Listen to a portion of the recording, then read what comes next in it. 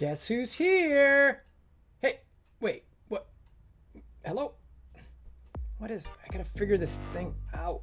I'm here. No, that's not, I'm not trying to do that. It's, you know, wait, here, come on, where? Oh, oh, there I am. I'm not invisible what? I'm not sure what's happening here.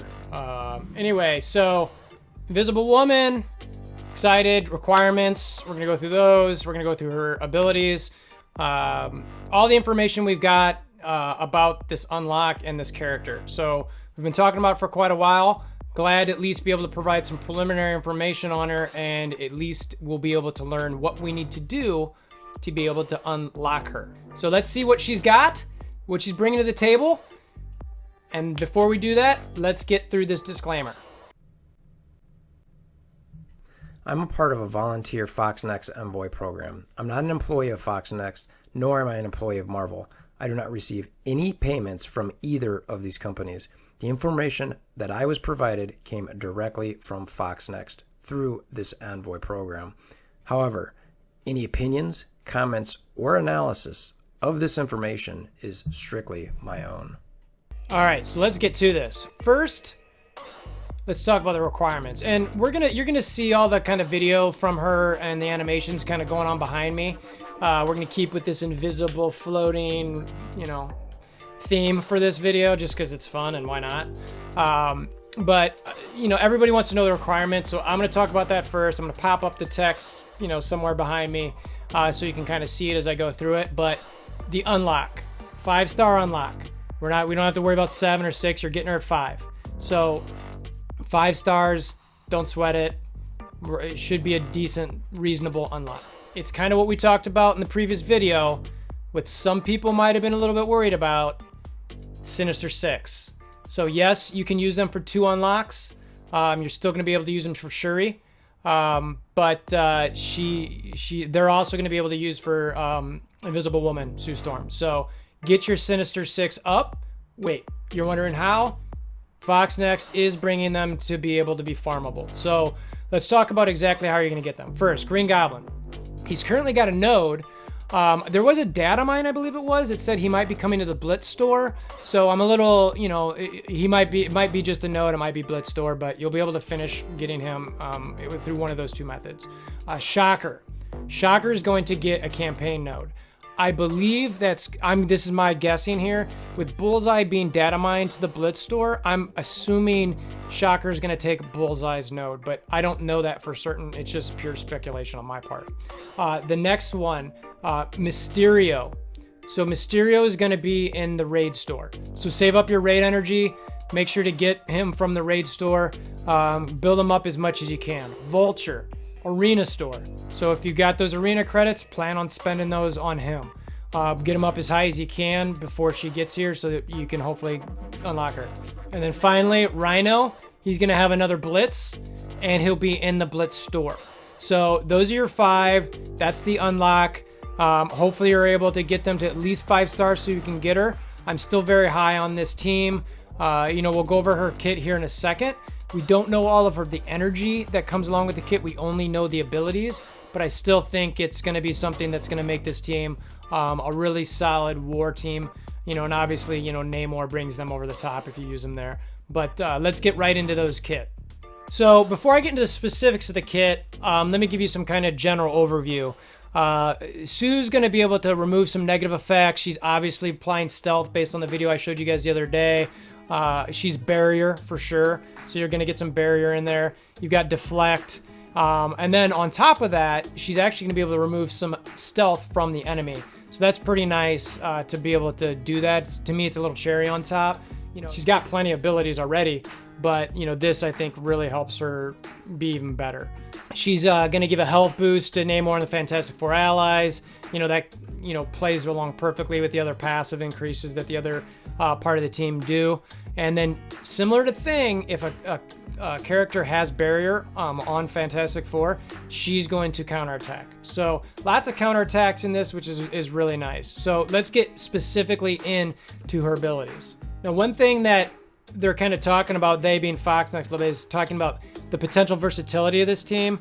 Right now everyone's saying war, war, war. So, there is that fourth spot. So Fox Next is talking about the team being versatile, and it could be depending on who you put in that fifth spot. So there's going to be some theory crafting there to see if they're, viable in raid or, maybe arena or something along those lines. Obviously, I think they'll be fine at some level of blitz. But keep that in mind when you hear the team being talked about being versatile. That's what it means, that fifth spot. So Namor is obviously the war spot or the war character. Let's see what other characters are able to, make this team viable in other modes. So now let's get specifically to her kit. So as we're talking about this kit, just understand that these are all maxed. So these have T4 in them. I can speculate to what it might be as far as the T4 upgrades, which I'll probably throw a comment in here or there just because I love talking about T4 stuff as well. But just keep that in mind, okay? So it's only maxed abilities. So first off, basic. Attack the primary target for 290% damage, and then bury yourself for 10% of this character's max health. So she's always going to be giving herself some barrier when she's attacking. If I had to guess on the T4s, it's probably 50% damage. I'm guessing no barrier there, but it's just because it's already only at 10%. If anything, it'd be 5%, but I'm thinking it's not. So special. Now the special is what we saw in the video that I did the other day that I pulled from Twitter. So I thought it was the ultimate at the time, but it's actually the special. So this special is pretty powerful. So it's clear 2 negative effects from self and all allies. Apply stealth to self and all allies. Notice I'm not saying all Fantastic Four and Namor, all allies. Apply defense up for 2 turns to self and all allies. Again, all allies. Clear stealth from the highest health ally, then apply 3 deflect and immunity for 2 turns to the highest health ally. So this is what I was speculating about, again, from that Twitter feed. I thought maybe it left thing off. It's just about whoever's got the highest health. So in this particular case, we've got Thing, if, all things considered equal, where they've got everyone's full. Thing comes in with the highest health, then Namor, and then Mr. Fantastic. And it's pretty close. I mean, Thing, if you're talking about level 70, T11, 7 yellow stars, no red stars, Thing's coming in at 116k health. Namor is only 3k less at 113k. And then Mr. Fantastic comes in at 102k. So there's a chance she's applying this to several characters. So it just depends who's got the highest health. So it's a very interesting dynamic, but it also makes it so that if for some reason you don't want to use Thing or Thing's gone, it still applies that to somebody on the team, which I like. That way it's not just, well, Thing's gone, I can't use that ability. And to round out this ability, you clear stealth from all enemies. Again, cherry on top as far as I'm concerned. Everything else this is doing, that's like, are you kidding me? So that's going to potentially, depending what turn you use this on. And I have I'm torn on what turn I think this is going to be on.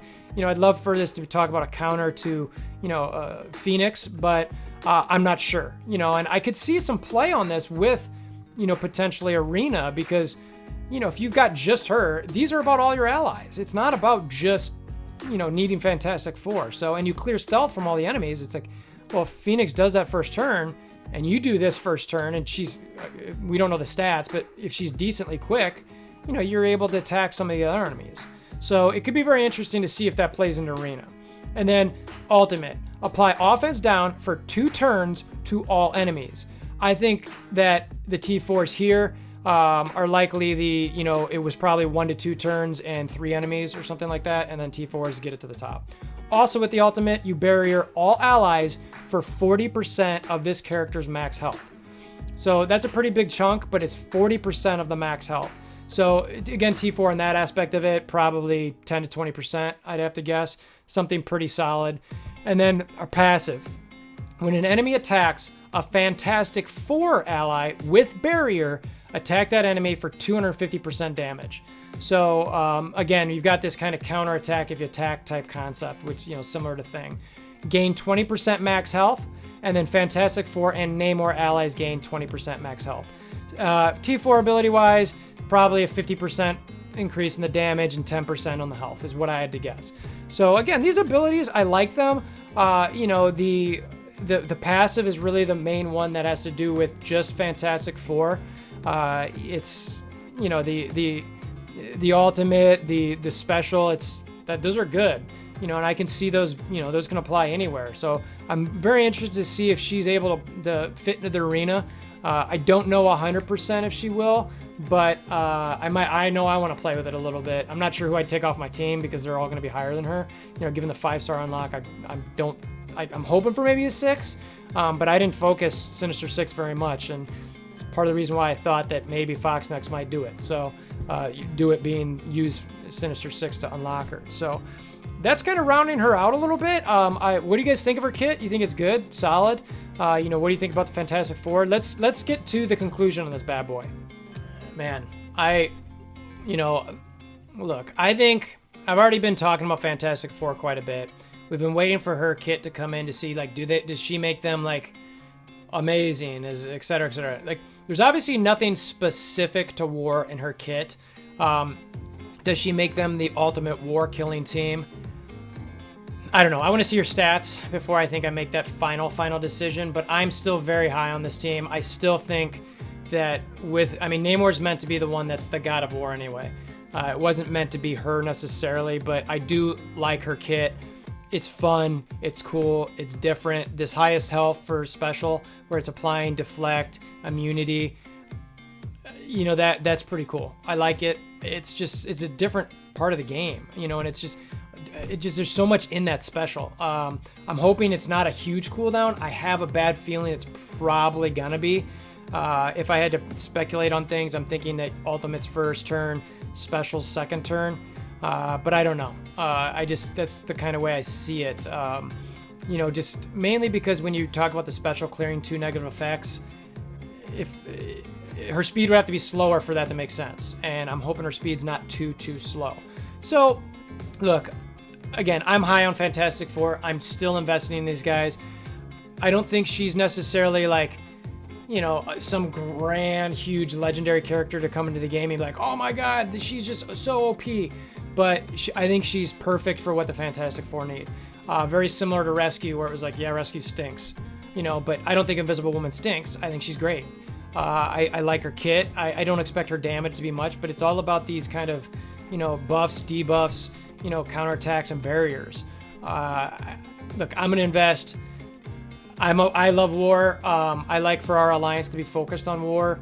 You know, I think it's a cool aspect of the game. You know, I don't want to get into the dynamics of how I think war needs to be fixed here. That's not what that's about. But what do you guys think? I mean, are you ready for this? Are you gonna have Sinister Six ready? I'm gonna grind them super hard. I'd love to try to get her at 6 stars. She just seems like a great character, and I love this team. If I'm gonna give you guys a recommendation, I would do the same. You know, whether it's a blitz or, you know, farming these guys, focus farm Sinister Six, you know, I say go for it. You know, unless you're not interested in war. But again, I still think she's potentially got some use outside of war. I want to see the stats first and the energy first before I make that final decision. But let me know what you guys think in the comments below. I hope this video helped. Obviously, it's part of the Envoy program. I'll get into a deeper dive with stats and etc. Like I normally do once I get that information. And, you know, I'll do kind of a overall assessment of her and the team at that time. So anyway, appreciate you guys stopping by. I know there's a ton of these videos from all the other content creators. I encourage you to go check those out as well. Get as much opinions from as many of us as you can. We're all humans. We all got different opinions. And, you know, none of us are necessarily right or wrong, but, you know, you gather all the information you can and, you know, figure out what you think is best for you. So again, thanks for stopping by. Hope to see you guys again soon.